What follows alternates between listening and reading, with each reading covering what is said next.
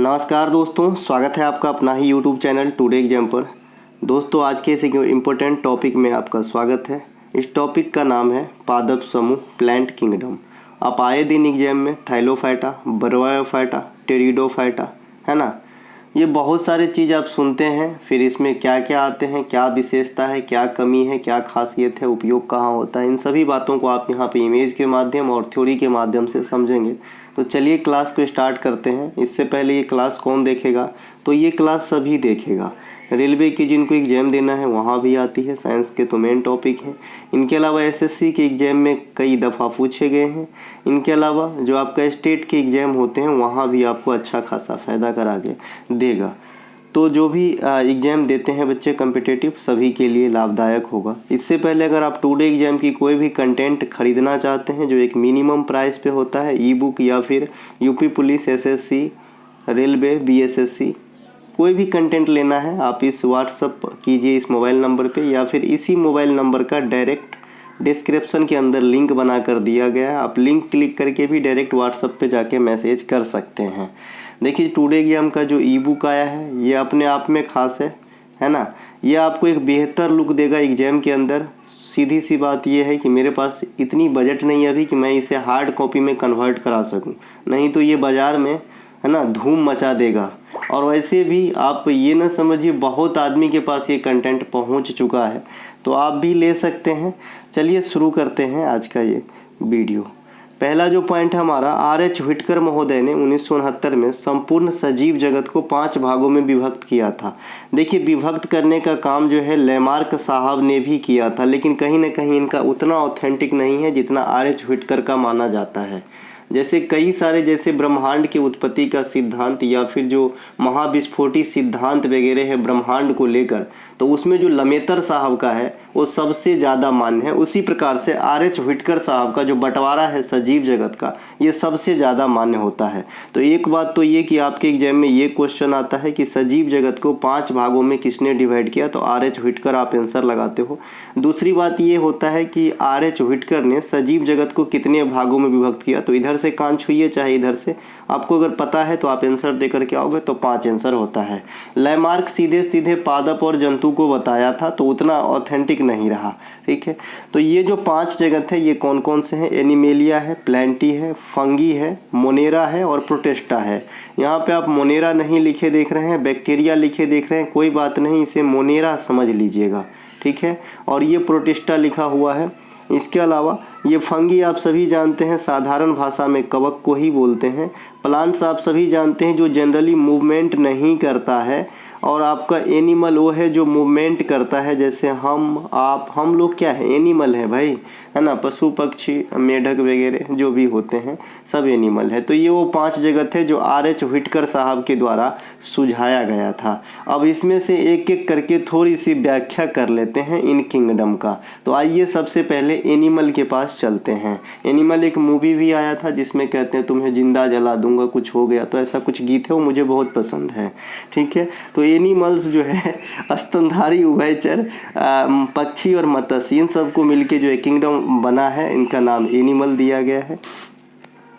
द्विनाम पद्धति, एक पूछा जाता है कि भाई द्विनाम पद्धति का जनक क्या है, और अमुक चीज में द्विनाम पद्धति का पहला क्या होता है, सेकंड क्या होता है, द्विनाम पद्धति में पहले किसे लिया जाता है, द्विनाम पद्धति किस भाषा के शब्द से निर्मित किए जाते हैं। तो ये अमुक अमुक बातें आपके एग्जाम में आते हैं। तो आइए समझते हैं द्विनाम पद्धति, बाइनोमियल नोमेनक्लेचर। आपने नोमेनक्लेचर केमिस्ट्री के अंदर 12th क्लास में भी पढ़ा होगा, जिसे IUPAC नाम भी कहते हैं, कि जनक कैरोलस लीनियस को माना जाता है। द्विनाम पद्धति के जनक जो है कैरोलस लीनियस को माना जाता है।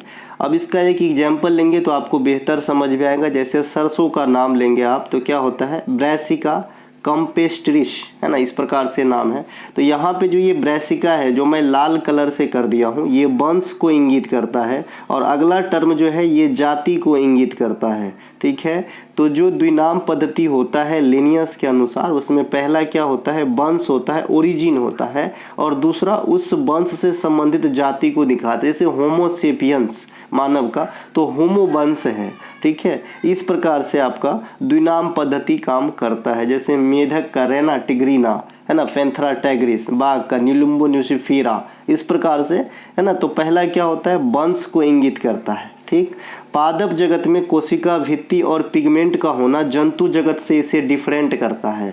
अब ये कोशिका भित्ति भी अपने आप में अलग अलग जगह पे अलग अलग चीज़ के बने होते हैं। जैसे एक होता है आपका प्रोकैरियोटिक सेल, है ना, और एक होता है जी यूकैरियोटिक सेल। मैंने आपको बताया था प्रोकैरियोटिक सेल क्या होता है, तो गरीब होता है, गरीब होता है, हमेशा सभी चीज़ों का अभाव लगा होता है। और जो यूकैरियोटिक सेल होता है वो क्या होता है, अमीर होता है। आपने सुना होगा जिसका कोई नहीं उसका भगवान होता है। तो उसी प्रकार से जो प्रोकैरियोटिक सेल है वो गरीब है। तो इसीलिए जो इसका कोशिका भित्ति बना होता है ये प्रोटीन प्लस कार्बोहाइड्रेट के बने होते हैं। यानी इसमें जो है ना, प्रोटीन एक्स्ट्रा होते हैं इसके, है ना, कोशिका भित्ति की बनावट में। जबकि यूकैरियोटिक सेल के अंदर जो कोशिका भित्ति है ये सेलुलोज के बने होते हैं। आप सभी जानते हैं कि सेलुलोज भी कार्बोहाइड्रेट का ही फॉर्म है, ठीक है। और ये जो है आपका मतलब पॉलीसेकेराइड कार्बोहाइड्रेट है। ये भी आपके हजारों बार एग्जाम में पूछे गए हैं। आपने पॉलीसेकेराइड, डाइसेकेराइड, मोनोसेकेराइड नाम सुना होगा। मोनो मतलब एक, पॉली मतलब बहुत, डाई मतलब 2, ट्राई मतलब 3, टेट्रा मतलब 4, पेंटा मतलब 5, हेक्सा मतलब 6, हेप्टा मतलब 7, ओक्टा मतलब 8, नोना मतलब 9, डेका मतलब 10। ये केमिस्ट्री की जो है पहाड़ा है, तो आपको समझना होगा। तो पॉलीसेकेराइड मतलब बहुत सारे जो है इसमें मिलके बने होते हैं। जैसे पॉलीविनाइल क्लोराइड आपने सुना होगा। विनाइल क्लोराइड के बहुलक से पॉलीविनाइल क्लोराइड PVC का निर्माण होता है, जिसका इस्तेमाल पाइप वगैरह बनाने में होता है। तो उसी प्रकार से समझिए पॉलीसेकेराइड होते हैं सेलुलोज, ठीक है। ये जो पॉलीविनाइल क्लोराइड वाले हैं ये भी हजारों बार एग्जाम में आ चुके हैं। ध्यान रखिएगा, PVC विनाइल क्लोराइड का ही बहुलक है, ठीक है। VC का ही बहुलक है PVC, राइट। और प्लास्टिक के पाइप वगैरह निर्माण में होती है। आपने अक्षय कुमार को प्रचार करते भी देखा होगा इसका। तो जो प्रोकैरियोटिक सेल होते हैं इसमें कोशिका जो भित्ति होते हैं यानी सेल वाल जो होते हैं ये प्रोटीन और कार्बोहाइड्रेट दोनों की मिली जुली फॉर्म से बने होते हैं। जबकि आपका जो यूकैरियोटिक सेल होते हैं उसमें कोशिका भित्ति सिर्फ सेलुलोज के बने होते हैं, जो एक प्रकार का पॉलीसेकेराइड कार्बोहाइड्रेट के उदाहरण है। इसके अलावा जो आपका प्रोकैरियोटिक सेल होते हैं, सेल मैंने पहले ही आपको अच्छे खासे कई बार डिटेल में समझा दिया है प्रैक्टिस सेट के दौरान, तो आई होप आपको समझ में आ रहा होगा। जो प्रोकैरियोटिक सेल होता है इसमें केंद्रक भी नहीं होता है, यानी सेंटर भी नहीं होता है, ठीक है। इसमें माइटोकॉन्ड्रिया भी नहीं होता है, ठीक है। यानी बहुत सारे चीज़ की अभाव लगी होती है, इसीलिए जब में इसे गरीब कह दिए। तो आई होप आपको समझ में आया कि किस में प्रोकैरियोटिक में कोशिका भित्ति किसकी बनी होती है और यूकैरियोटिक में किसकी बनी होती है।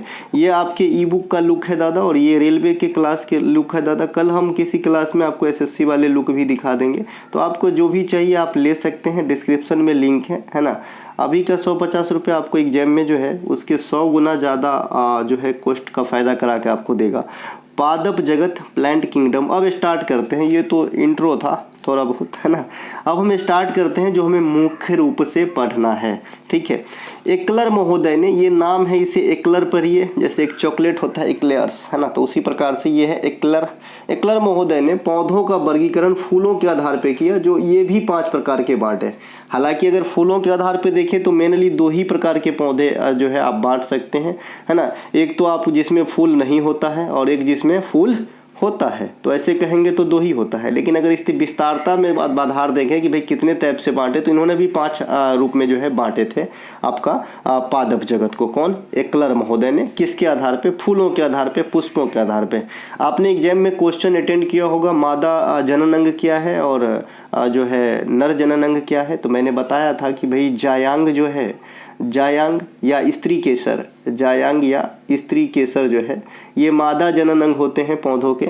और वहीं पे पुमंग या पुंकेसर, पुंकेसर ये आपका हमारा है ना नर जननांग होते हैं पौधों में, यानी फूल के भाग में, ठीक है। अब आते हैं एक्लर महोदय से थोड़ा आगे चलते हैं। ये जो पादप जगत है इन्होंने सबसे पहले, माफ़ कीजिएगा सर्दी हुआ है, तो इन्होंने सबसे पहले 2 भागों में बांटा। एक तो अपुष्पित और एक आपका पुष्पुद्ध। मतलब एक में जिसमें फूल होता है और एक में जिसमें फूल नहीं होते हैं। देखिए सबसे बड़ी क्वेश्चन यहीं से SSC एग्जाम करता है ना, कि पुष्पी पौधों को क्या कहते हैं। तो आप फेनरोगेम कहते हैं। अंग्रेजी ये पूछता है, ये हिंदी पूछता ही नहीं, क्योंकि इसमें डायरेक्ट नाम ही दिख रहा है कि आंसर दिख रहा है डायरेक्ट। पुष्पविद मतलब पुष्प होता है। अपुष्पविद हिंदी में अ का मतलब नहीं होता, जैसे नाथ, अनाथ, है ना। उसी प्रकार से जैसे साक्षर निरक्षर, यहाँ तो हालांकि न से है, पढ़ा लिखा अनपढ़, है ना। तो अ जो होता है ना, न का मीनिंग देता है, नहीं का मीनिंग देता है। तो हिंदी आपसे क्यों पूछेगा, क्योंकि यहाँ पे तो डायरेक्ट क्वेश्चन में ही आंसर हो जाएगा फिर, है ना। उसी प्रकार से एक चीज़ और भी आपसे हिंदी में नहीं पूछता, जैसे जो मानचित्र पे समान चीज़ों को मिलाने वाली रेखा है ना, जैसे समलवन रेखा, तो उसमें लग ही रहा है कि दो लवणता वाले मिलाने वाली रेखा को कहा जाता होगा, तो आपसे क्यों पूछेगा। तो उसी जगह पे आपको आइसो हेलाइन रेखा पूछता है, तो आपको मालूम होना चाहिए कि इसी का हिंदी समलवन होता है। तो उसी प्रकार से यहाँ पे, है ना, एक तो क्रिप्टो गेम है और एक आपका फेनरो गेम है। क्रिप्टो गेम में फूल नहीं आते हैं, फेनरो गेम में फूल आते हैं, लेकिन फेनरो गेम के अंदर भी दो प्रजाति के होते हैं, एक तो नग्न बीजी और एक आवर्त बीजी। नग्न बीजी क्या होते हैं, इसमें फूल तो आते हैं लेकिन विस्तृत फल नहीं आते हैं। आवर्त बीजी में क्या होगा, फल भी आते हैं और फूल भी आते हैं। यानी जो हम आजकल जनरली पौधे को देखते हैं अपने रोज़मर्रा के ज़िंदगी में, जिससे कुछ ना कुछ इस्तेमाल कर खाते पीते हैं, वो ज़्यादातर आवर्त बीजी पौधा होता है, जैसे आम वगैरह, है ना। आम हो गया, इसके अलावा जिसमें भी बीज होता है अंदर के, है ना, वो आवर्त बीजी में आएगा। जो फूल तो होते हैं लेकिन फल नहीं होते, डायरेक्ट ये नग्न बीजी में आते हैं। सब बात हम आगे आगे कर लेंगे, पहले हम इस वाले पोर्शन को समझते हैं जिसमें फूल नहीं आता है ना, उसे हम कहते हैं क्रिप्टो गेम। अब क्रिप्टो गेम के अंदर 3 पार्ट में बांटा गया है, थाइलोफाइटा, ब्रायोफाइटा और टेरिडोफाइटा। ऐसे क्यों बांटते हैं, कहाँ से आते हैं ये लोग, तो भाई इसमें कुछ ना कुछ डिफरेंस होता है, इसीलिए बांटा जाता है। नहीं तो इकट्ठे कहता भाई तुम है क्रिप्टो गेम, ठीक है। लेकिन क्रिप्टो गेम के अंदर भी अलग अलग क्वालिटी हैं। इन क्वालिटियों को 3 भागों में बांटा गया, थाइलोफाइटा, ब्रायोफाइटा, टेरिडोफाइटा।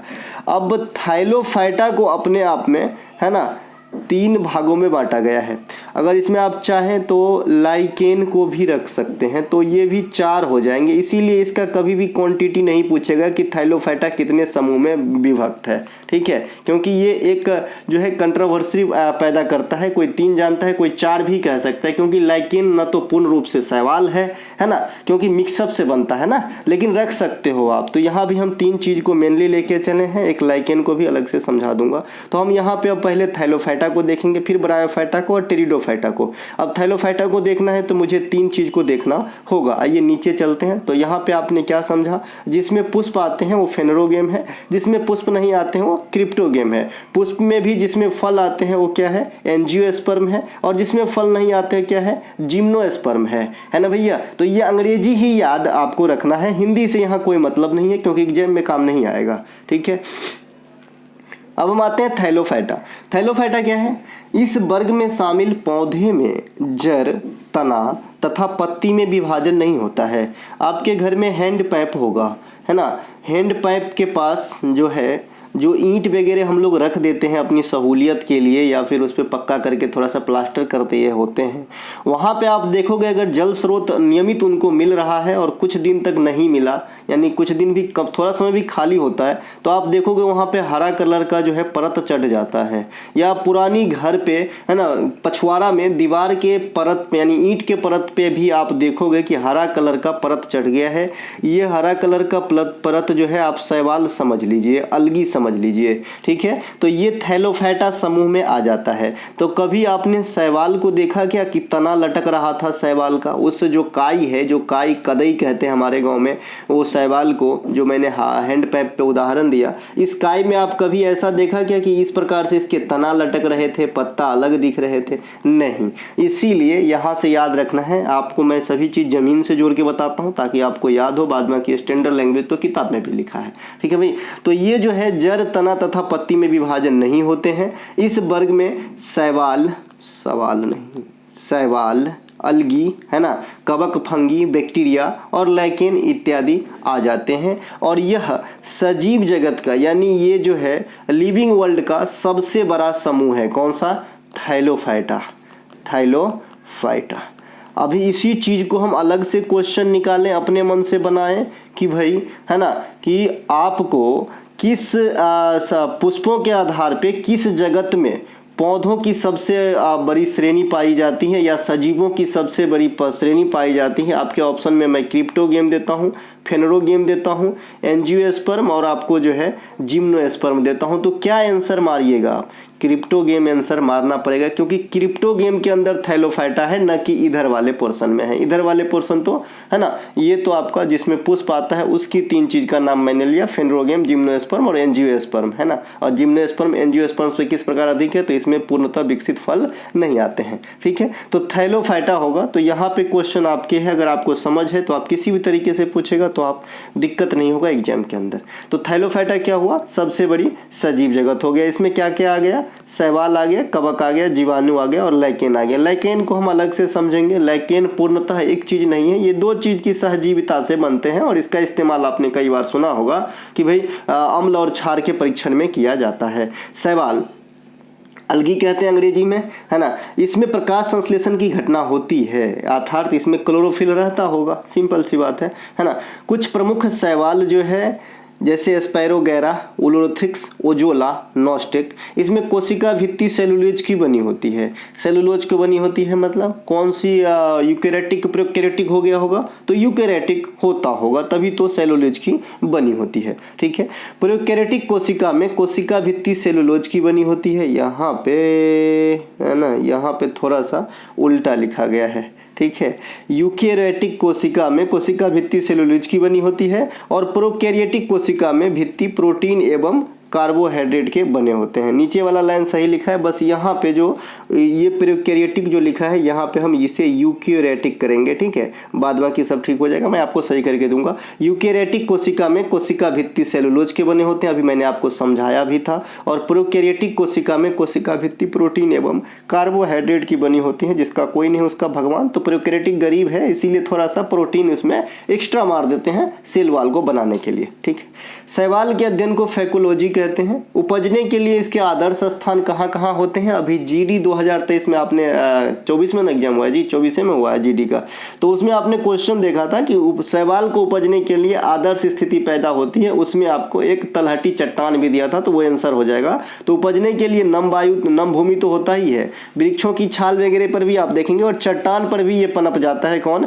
शैवाल। बारिश के बाद आप अक्सर देखेंगे। इसके अलावा कुछ स्पेसिफिक शैवाल होता है, जैसे लाल शैवाल को आप रोडोफाइटा कहते हैं, ब्राउन शैवाल यानी भूरा शैवाल को फियोफाइसी कुल के हैं तो फियोफाइटा कहते हैं।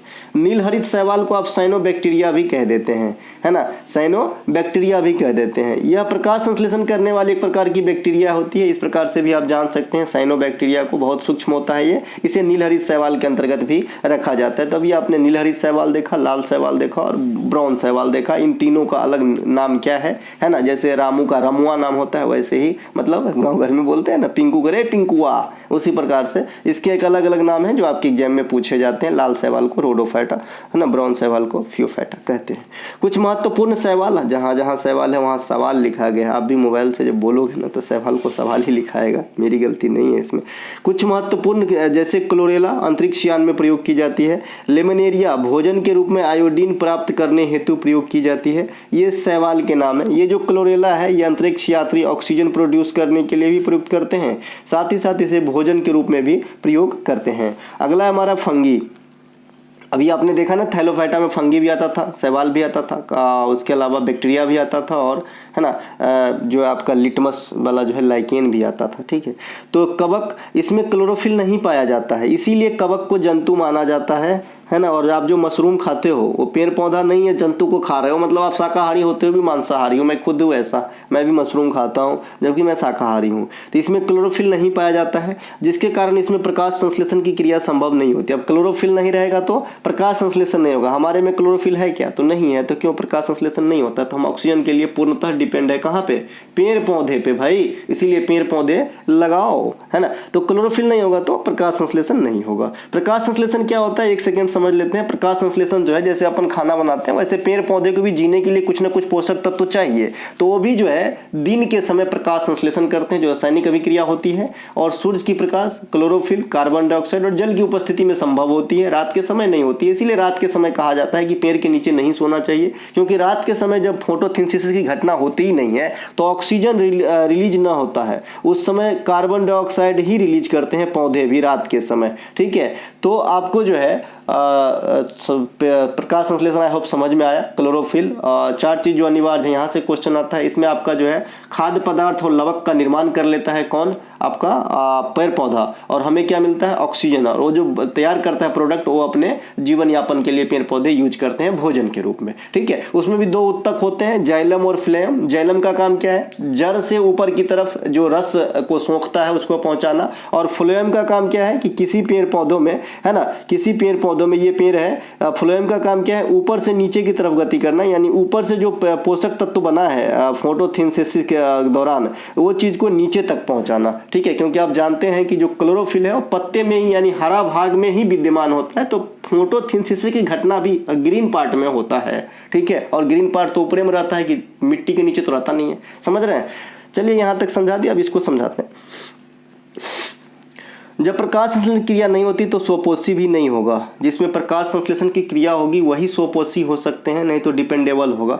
तो अर्थात कवक भी डिपेंडेबल है, ये मृत जीवी भी है और परजीवी भी कहते हैं इसे, क्योंकि ये दूसरे पे आश्रित होते हैं, है ना। इसकी जो सेल होती है ये कैसा होता है? यूकेरियोटिक सेल होता है, यूकेरियोटिक सेल होता है, ठीक है। कवक का प्रमुख उपयोग आप टैनिंग में करते हैं, जो चमड़ा शोधन का कार्य होता है फैक्ट्रिया में। जूट के रेशों को अलग करते हैं। जूट जो है बेसिकली एक डंटा जैसे होता है, इसके ऊपर जो छाल होता है ना, यही अपने उपयोग का होता है। उससे छाल को निकालने के लिए पहले पानी में सड़ने के लिए दिया जाता है, ठीक है भाई। हम लोग देखते हैं गाँव घर में, इसे गाँव घर में पटसन कहते हैं या कुतरुम कहते हैं, ठीक है। औषधि के निर्माण में भी कवक का इस्तेमाल होता है, जैसे आपने प्रतिजैविक पेनिसिलिन का नाम सुना होगा, है ना। और प्रयोगशाला में बनाया गया ये प्रतिजैविक पेनिसिलिन, अलेक्जेंडर फ्लेमिंग ने इसका खोज किया था। आज भी एसएससी ये क्वेश्चन पूछता है, और रेलवे की तो बात ही ना करो, ठीक है। और भारत में पेनिसिलिन की फैक्ट्री सबसे पहले कहाँ लगाया गया? आप लोगों से एक क्वेश्चन रखा हूँ कि भारत में पेनिसिलिन की फैक्ट्री कहाँ लगा था। ऑप्शन देता हूँ, पिंपरी, सिंदरी, है ना, बिंदरी, और आपका एक और कोई नाम समझ लीजिए, इन 3 ही समझिए। चलिए इन 3 में से बता दीजिएगा। कवक की कोशिका भित्ति किसकी बनी होती है? कैटीन की। कवक के भोजन जो है शरीर के बाहर पचाते हैं और फिर उसका अवशोषित करते हैं कौन? कवक, है ना। जो है जो उसके आसपास जो सड़े गले पदार्थ होते हैं उसको सड़ाते हैं, फिर उससे जो प्राप्त होता है उसको मिनरल्स, उसको अवशोषित करते हैं कौन? कवक। तो भोजन कहाँ पे पचता है कवक में? शरीर के बाहर पचते हैं, ठीक है। तो टेस्ट ट्यूब बेबी इसी प्रकार से मिलता जुलता यहाँ पे चीज़ है, इसीलिए मैं बता दिया, अन्यथा कोई ज़रूरी नहीं है इसका। यहाँ पे टेस्ट ट्यूब बेबी जो होता है, जो आपका, है ना, इन विट्रो फर्टिलाइजेशन का नाम सुना होगा, इन विट्रो IVF सुना होगा ना भाई, इन विट्रो फर्टिलाइजेशन, जो आपका टेस्ट ट्यूब बेबी होता है, जो कृत्रिम आपका गर्भाधान का एक प्रोसेस है।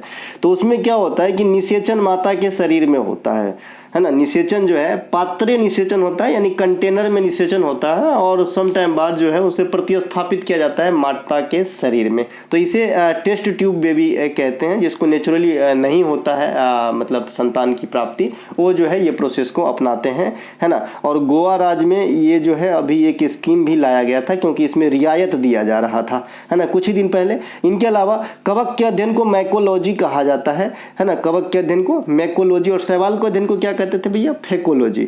कुछ महत्वपूर्ण कवक की बात कर लेते हैं, जैसे यस्ट, फुफुंदी, मशरूम, ये बेकरी उद्योग वगैरह में इस्तेमाल करते हो आप, और मशरूम का सब्जी बनाने में इस्तेमाल करते हो। अब आते हैं बैक्टीरिया के पास। बैक्टीरिया जीवाणु एक सेल वाली जीव होती है। जीवाणु में जो है आपका सेंटर नहीं होता है, केंद्रक नहीं होता है। जीवाणु की कोशिका भित्ति कुछ अलग ही चीज के बने होते हैं, इसको याद रखेंगे, पेप्टाइडोग्लाइकन, इस प्रकार से नाम है भाई, है ना। इसमें जनन प्रक्रिया कैसा होता है? अलैंगिक जनन होता है। अलैंगिक जनन, अलैंगिक मतलब समझते हैं, मतलब अकेले नहीं होता है, मिलके होता है, अलैंगिक जनन होता है। कुछ जीवाणु फायदा कारक भी होता है, और अधिकांश जीवाणु क्या होता है? हानिकारक, ऊपर पहुंचाने वाला होता है, ठीक है। उपयोगी जीवाणु में आएंगे तो लैक्टोबैसिलस होता है। ये लैक्टोबैसिलस दूध से दही जमाने में आपको काम आता है, ये बैक्टीरिया का नाम है लैक्टोबैसिलस। मैंने आपको बताया था कि जहां भी लैक्टो शब्द होता है वो दूध से जुड़ा होता है, जैसे लैक्टोबैसिलस हो गया, लैक्टोज हो गया, है ना। इसके अलावा लैक्टोमीटर हो गया, जो दूध मापी यंत्र है, शुद्धता की परख करती है। इसके अलावा दलहनी पौधे के जड़ में राइजोबियम नामक जीवाणु पाया जाता है, उसमें भी मटर के पौधे के जड़ में खास करके ये नाइट्रोजनी स्थिरीकरण में भाग लेते हैं। अन्य जीवाणु जो नाइट्रोजन निर्धारक के रूप में काम करते हैं, एजिटोबैक्टर, क्लोस्ट्रीडियम, है ना। तो ये आप भी ध्यान रखेंगे, ये जीवाणु आपके फायदेकारक हैं, अन्यथा बहुत सारे जीवाणु जो है आपका घाटा करने वाला है। मानव के पाचन तंत्र में पाए जाने वाले जीवाणु ई कोलाई, इसका नाम है ई कोलाई, कोली नहीं पढ़ेंगे, ई कोलाई। तो ये जो है पाचन क्रिया में मदद करती है, यानी पेट में भी जीवाणु है जो फायदाकारक है। अब घिरना तो हो ही रहा होगा भाई, शरीर ऊपर से ही सुंदर है, लेमिनेशन किया हुआ है, अगर अंदर से देखें तो बहुत ही ये है, समझ रहे हैं, कोई भी हो, मैं चाहे कोई भी, है ना। लाइकेन कवक और शैवाल के सहजीवी संबंध को लाइकेन कहते हैं। इसका इस्तेमाल प्रयोगशाला में किया जाता है ना। लाइकेन जो है ये प्रमुख वायु प्रदूषक सूचक भी होता है, अर्थात अगर जहाँ स्थिति अच्छा है वायु का वहाँ पे लाइकेन आपको देखने को मिल जाएगा, है ना। ये एक परीक्षक के तौर पे भी इस्तेमाल किया जाता है। अगर वायु की स्थिति बहुत खराब है, प्रदूषण है, तो भाई वहाँ पे लाइकेन का जो है फॉर्मेशन नहीं होगा। कवक और शैवाल के बीच में कैसा संबंध है, सहजीवी संबंध, इससे क्या निर्माण होता है, लाइकेन, यानी एक साथ रहते हैं भाई, ठीक है। लाइकेन शब्द का सबसे पहले प्रयोग कौन किए थे, थियोफ्रस्टेटस महोदय ने लाइकेन शब्द का सबसे पहले प्रयोग किया था। इसका कुछ एग्जाम्पल है, जैसे रमनेलिया, क्लोडेनिया, इस प्रकार से, ठीक है भैया। ये लाइकेन है और लाइकेन का इस्तेमाल, इससे लिटमस प्राप्त कर लेते हो, जिसका इस्तेमाल प्रयोगशाला में आप अम्ल क्षार का परीक्षण के लिए करते हो, है ना।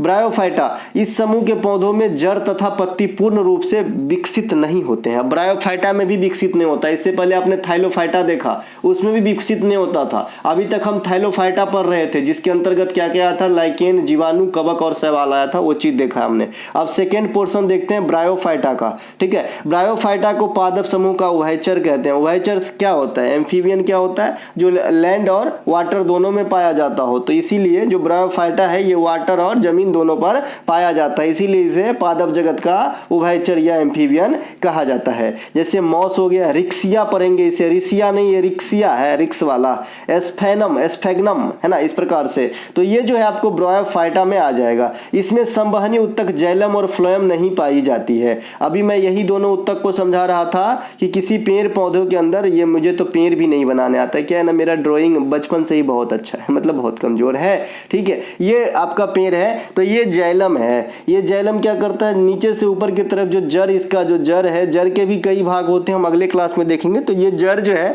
जड़ से ऊपर ले जाता है इनके जो लवण वगैरह सोख के, और ये जो फ्लोएम है, ये हरी पत्ती में प्रकाश संश्लेषण की घटना होगा, तो यहाँ जो प्रोडक्ट बना उसको जो है पौधों के विभिन्न हिस्सों में पहुंचाने का काम करती है। अब आते हैं टेरिडोफाइटा, पी साइलेंट होता है यहाँ पे। इस वर्ग में पौधों के जड़, तना एवं पत्तियों का विकास होता है। अब यहाँ पे थाइलोफाइटा में विकास नहीं था, है ना, ब्रायोफाइटा में विकास नहीं था, लेकिन यहाँ पे टेरिडोफाइटा में विकास है, ठीक है। इसे भूमि पर प्रथम विकास होने का श्रेय दिया जाता है, यानी सभी पेड़ पौधों में सबसे पहले कौन टपका लैंड पे, तो आप कहोगे भैया टेरिडोफाइटा समूह के पेड़ पौधे टपके, ऐसा माना जाता है ना। तो हम देखें ना, आप देखें, जो बड़े बड़े वैज्ञानिक रिसर्चर कह दिए उनको हमको फॉलो करना है, नहीं फॉलो करेंगे तो नौकरी नहीं मिलेगा, समझ रहे हैं। तो आपको समझना है कि सबसे पहले आया कहिए भैया आपका टेरिडोफाइटा, ठीक है। इसके एग्जाम्पल में है भैया फर्न, लाइकोपोडियम, हॉर्सटेल, अश्वपूछ, है ना। इसके अलावा टेरिडोफाइटा वर्ग के शरीर जो होता है जड़, तना, पत्ती में विभक्त होती है, जैसा कि यहाँ पे पहले ही लिखा था और दोबारा भी लिखा है यहाँ पे। टेरिडोफाइटा में संवहनी उत्तक पाए जाते हैं। अब संवहनी उत्तक कौन सा था, अभी आपने देखा जो मैंने पौधा बना के समझाया था। तो जाइलम और फ्लोएम पाया तो जाता है, लेकिन जाइलम के अंदर जो वेसल्स पाई जाती है जनरली, वो यहाँ पे इस कुल के पौधे में नहीं पाए जाते हैं। तो यहाँ पे जाइलम होते हुए भी जाइलम में वेसल नहीं पाया जाता है। ये इंपॉर्टेंट बनाता है आपके एग्जाम में आने के लिए। वैसे बच्चे यहाँ तक अगर याद कर लें संवहनी उत्तक पाए जाते हैं, तो यहाँ से काम नहीं हो जाएगा। मान लो ये वाली जो मैं घेरा हूँ वो उससे क्वेश्चन पूछ दिया तो फिर दिक्कत हो जाएगा। तो दोस्तों ये थे आज के वीडियो। यहाँ पे हमने आपको, है ना, जिसमें फूल नहीं आते हैं वो वाला ग्रुप समझाया हूँ। अगले क्लास इससे रिलेटेड जो आएगी वो फूल वाला जो होता है ना, वो वाला आपको समझा दूंगा, ठीक है भैया। तो मिलेंगे हम अगले वीडियो में, तब तक के लिए जय हिंद। अच्छा लगा हो तो लाइक जरूर करना।